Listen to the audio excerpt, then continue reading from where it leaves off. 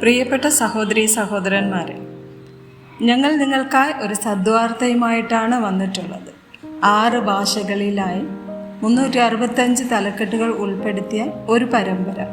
Malayalam, English, Kannada, Tamil, Telugu, Hindi. വചനങ്ങൾ കേട്ട് ധ്യാനിച്ച് അനുഗ്രഹം പ്രാപിക്കാൻ ഞാൻ നിങ്ങളെ പ്രോത്സാഹിപ്പിക്കുകയാണ്. ദയവായി സബ്സ്ക്രൈബ് ചെയ്യുകയും നിങ്ങളുടെ കൂട്ടുകാരുമായി പങ്കുവയ്ക്കുകയും ചെയ്യുക. നന്ദി.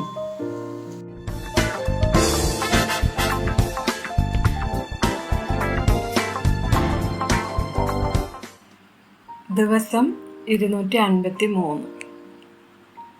സമപ്രായക്കാരുടെ സമ്മർദ്ദം. പുറപ്പാട് 23 വചനം 2. ബഹുജനത്തെ അനുസരിച്ച് ദോഷം ചെയ്യരുത്. ന്യായം മറിച്ചു കളവാൻ ബഹുജനപക്ഷം ചേർന്ന് വ്യവഹാരത്തിൽ സാക്ഷ്യം പറയരുത്. റോമർ 12 വചനം 2. ഈ ലോകത്തിന് അനുരൂപമാകാതെ നന്മയും പ്രസാദവും പൂർണ്ണതയുമുള്ള ദൈവഹിതം ഇന്നതെന്ന് തിരിച്ചറിയേണ്ടതിന് മനസ്സ് പുതുക്കി രൂപാന്തരപ്പെടുവിൻ. സദൃശവാക്യങ്ങൾ 1 വചനം 10.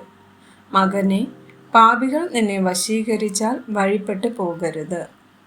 1 കൊരിന്ത്യർ 15 വചനം 33. വഞ്ചിക്കപ്പെടരുത്. ദുർഭാഷണത്താൽ സദാചാരം കെട്ടുപോകുന്നു. ഗലാത്യർ 1 വചനം 10. ഇപ്പോൾ ഞാൻ മനുഷ്യരെയോ ദൈവത്തെയോ സന്തോഷിപ്പിക്കുന്നത് അല്ല, ഞാൻ മനുഷ്യരെ പ്രസാദിപ്പിക്കാൻ നോക്കുന്നുവോ? ഇന്നും ഞാൻ മനുഷ്യരെ പ്രസാദിപ്പിക്കുന്നു എങ്കിൽ ക്രിസ്തുവിൻ്റെ ദാസനായിരിക്കയില്ല. സദൃശവാക്യങ്ങൾ 13 വചനം 20. ജ്ഞാനികളോടുകൂടെ നടക്കാം, നീയും ജ്ഞാനിയാകും. ഭോഷന്മാർക്ക് കൂട്ടാളിയായവനോ വ്യസനിക്കേണ്ടി വരും. സങ്കീർത്തനം 1 2 വാക്യങ്ങൾ.